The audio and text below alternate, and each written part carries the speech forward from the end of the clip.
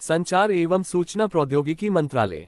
केंद्रीय मंत्री ज्योतिरादित्य सिंधिया ने भारत टेलीकॉम 2025 का उद्घाटन किया, भारत की निर्यात क्षमता का उल्लेख किया। केंद्रीय संचार और पूर्वोत्तर क्षेत्र विकास मंत्री श्री ज्योतिरादित्य सिंधिया ने आज नई दिल्ली में भारत टेलीकॉम 2025 का उद्घाटन करते हुए कहा कि भारत टेलीकॉम महज एक सम्मेलन नहीं है, यह नवाचार, सहयोग और समावेशी विकास के माध्यम से वैश्विक संपर्क के भविष्य को आकार देने की भारत की दृढ़ इच्छा शक्ति की घोषणा है।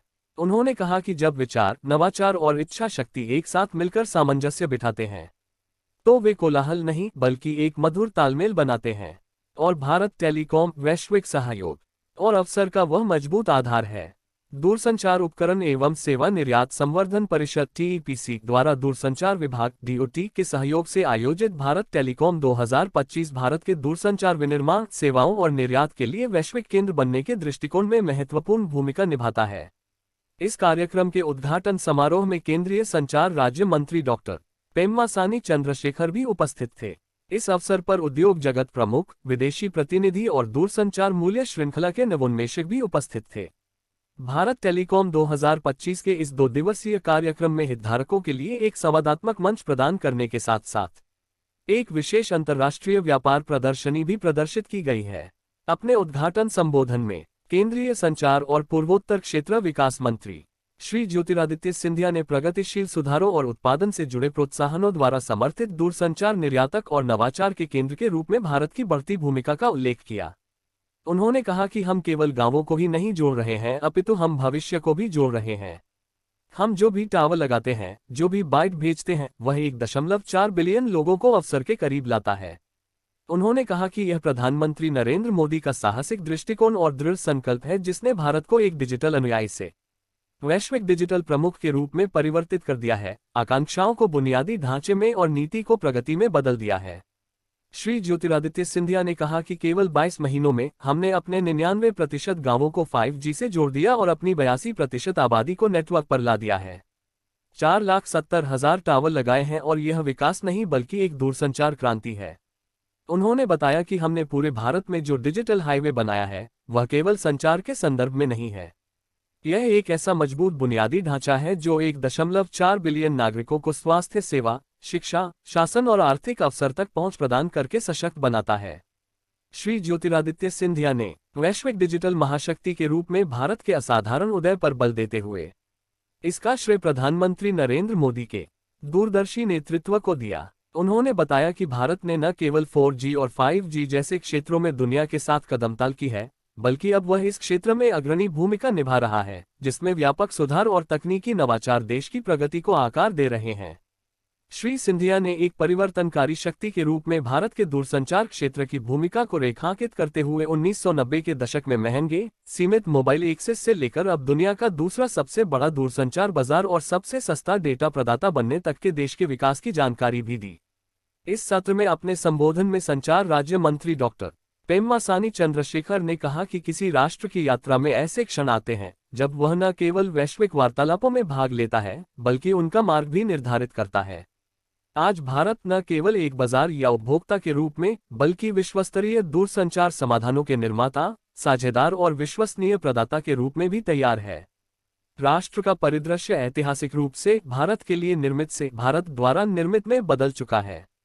डॉक्टर पेम्मासानी चंद्रशेखर ने कहा कि भारत वैश्विक दूरसंचार क्षेत्र में एक महत्वपूर्ण परिवर्तन से गुजर रहा है, जो उपभोक्ता से प्रौद्योगिकी के निर्माता के रूप में विकसित हो रहा है। उन्होंने कहा कि यह प्रगति एक दशक पहले शुरू की गई डिजिटल इंडिया पहल से प्रेरित थी और प्रधानमंत्री नरेंद्र मोदी के नेतृत्व में आगे की सोच वाली सरकारी नीतियों द्वारा समर्थित थी। उत्पादन से जुड़ी प्रोत्साहन योजना, प्रगतिशील स्पेक्ट्रम प्रबंधन और दूरसंचार प्रौद्योगिकी विकास कोष जैसी पहलों का उदाहरण देते हुए उन्होंने घरेलू विनिर्माण, निर्यात और नवाचार में भारत की उल्लेखनीय वृद्धि की ओर संकेत किया। उन्होंने कहा कि भारत अब वैश्विक आपूर्ति श्रृंखलाओं में महत्वपूर्ण भूमिका निभाता है, जिसमें दुनिया के 15% आईफोन का उत्पादन करना शामिल है।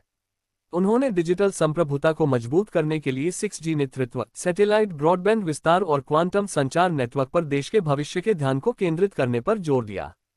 TEPC के अध्यक्ष श्री अर्नब रॉय ने अपने स्वागत भाषण में कहा कि भारत टेलीकॉम भारत के स्वदेशी दूरसंचार इकोसिस्टम की परिवर्तनकारी शक्ति को प्रदर्शित करता है, जो वैश्विक दूरसंचार उद्योग में हमारी अद्वितीय वृद्धि और नवाचार को दर्शाता है। उन्होंने भारत सरकार की रणनीतिक नीतियों को स्वीकार किया, जिन्होंने दूरसंचार क्षेत्र में नवाचार और विनिर्माण को बढ़ावा दिया है, और प्रतिनिधियों को भारत टेलीकॉम प्रदर्शनी 2025 में नवाचारों का पता लगाने के लिए आमंत्रित किया। भारत टेलीकॉम 2025 की संकल्पना भारत की स्थिति को एक विश्वसनीय और भरोसेमंद दूरसंचार उत्पाद विनिर्माण और निर्यात गंतव्य के रूप में मजबूत करने के लिए की गई है, जिसमें दूरसंचार उपकरण, आईसीटी सेवाओं और अगली पीढ़ी की डिजिटल प्रौद्योगिकियों में देश की बढ़ती क्षमताओं को उजागर किया गया है। 80 से अधिक अग्रणी भारतीय दूरसंचार और आईसीटी कंपनियों ने कई क्षेत्रों में अभिनव उत्पादों और समाधानों का प्रदर्शन किया।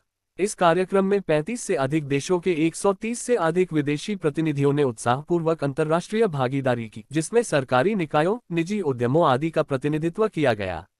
इसमें विषयगत प्रदर्शनियां, सम्मेलन सत्र, उच्च प्रभाव वाली B2B बैठकें, रणनीतिक नेटवर्किंग सत्र और ज्ञान साझाकरण मंच भी शामिल थे, जो 5G, optical fibre, broadband infrastructure, satellite communication, IoT, AI संचालित नेटवर्क आदि जैसी अत्याधुनिक संचार प्रौद्योगिकियों पर केंद्रित थे।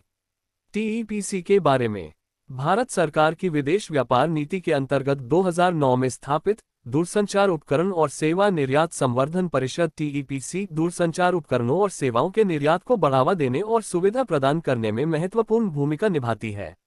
इसका कार्यक्षेत्र संपूर्ण दूरसंचार इकोसिस्टम तक विस्तारित है, जिसमें आईसीटी हार्डवेयर और सॉफ्टवेयर, बुनियादी ढांचा उत्पाद, सिस्टम एकीकरण, परामर्श और सेवा प्रावधान शामिल हैं।